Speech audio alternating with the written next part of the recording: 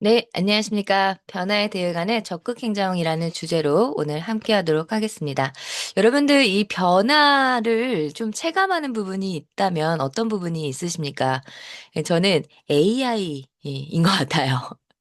이제 좀 저도 막 배우고 있고 익히고 좀 써보기도 하고 이러다 보면서 좀 써볼만 하다 이제 싶어지면은 뭐가 또 계속 업데이트가 막 되고 이래서 이런 변화의 속도를 제가 좀 잘 못 따라가면은 어떡하나 싶을 정도로 약간 불안감마저도 좀 느낄 때가 있는데 여러분들은 어떠세요?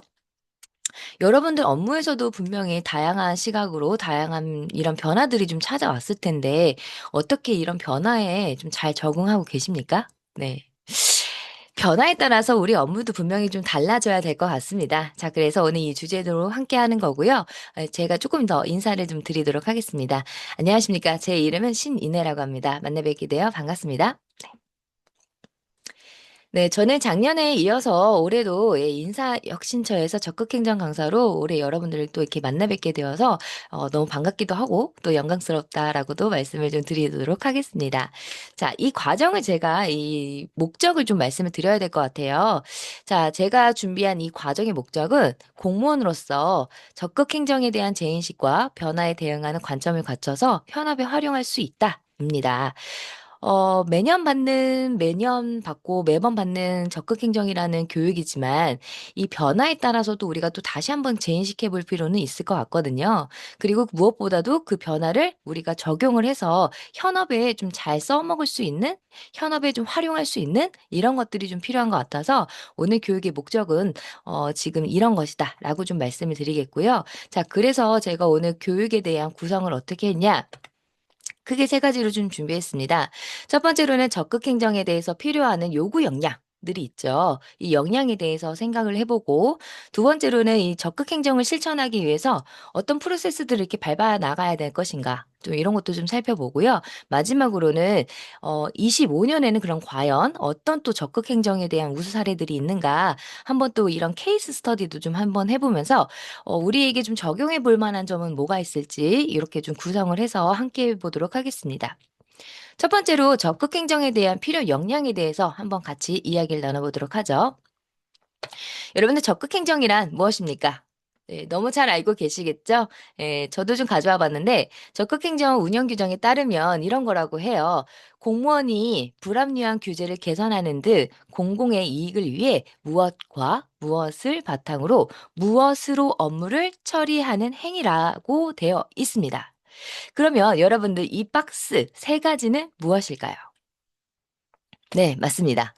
창의성, 전문성, 적극성이라고 합니다.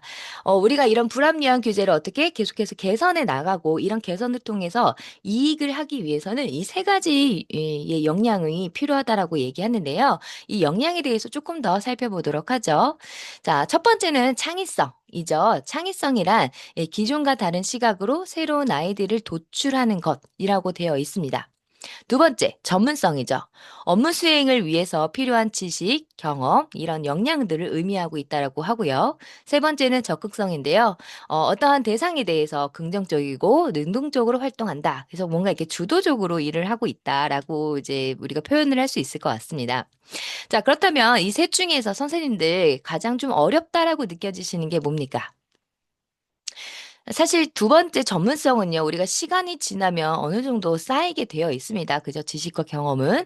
세 번째도 여러분들이 사실 굉장히 주도적으로 우리 국민들 위해서 굉장히 애쓰시고 있고 적극적으로 노력하고 있다라는 거 저도 좀 많이 체감을 하고 있거든요. 그렇다면 좀 여기서 가장 좀 어렵게 와닿는 단어는 바로 창의성이지 않을까라는 생각이 듭니다.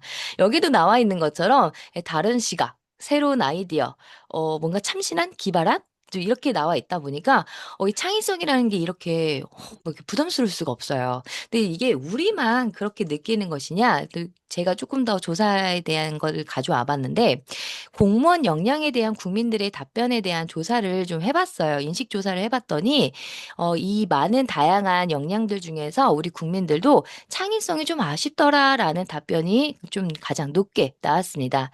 우리도 어려워하는 것이고 결국 국민들도 싶다고 생각하는 이 창의성 우리가 어떻게 해야 할까 한번 생각해 봐야 될 것 같은데요.